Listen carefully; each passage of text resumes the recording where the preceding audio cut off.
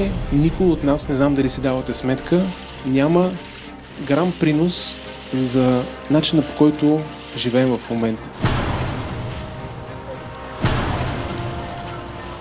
Ние сме ползвали всичко на готово. Света, в който живеем днес, той е изграден от хора, десетилетия назад, които си дали времето, енергията, нервите, по някой път и живота, за да имаме днес всичките тези благини, които имаме.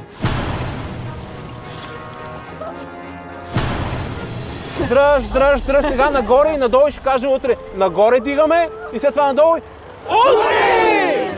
За мен това е една много силна мотивация и смятам, че е дълг. Поне за мен се опитам света да го оставя мъничко по-добър, колкото съм го намерил, като съм дошъл тук. Аз малкия снощ, тате, аз на кино ли да отида утре или на кампанията да дойда? Викам, не знам, тате, което е по-важно за тебе. Тате, аз ще дойда на кампанията в София с тебе.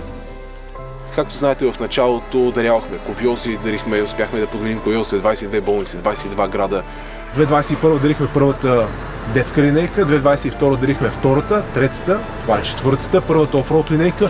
В момента събираме средства за петата детска неонатална линейка. Кувьозите, които сме дарили, те вече са помогнали на над 1000 бебенци. Продължите ли да събирате кавачки? Да! Бебенцата се слагат тук и ги карат в болница или място, където могат да им помогнат.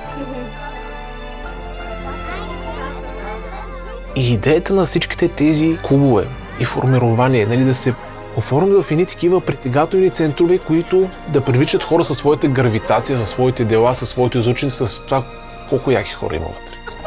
Ще успеем да ги съберем и всичките капачки, и кенчета, и бутилки и ще ги съберем средства за тая линейка, защото заедно можем повече!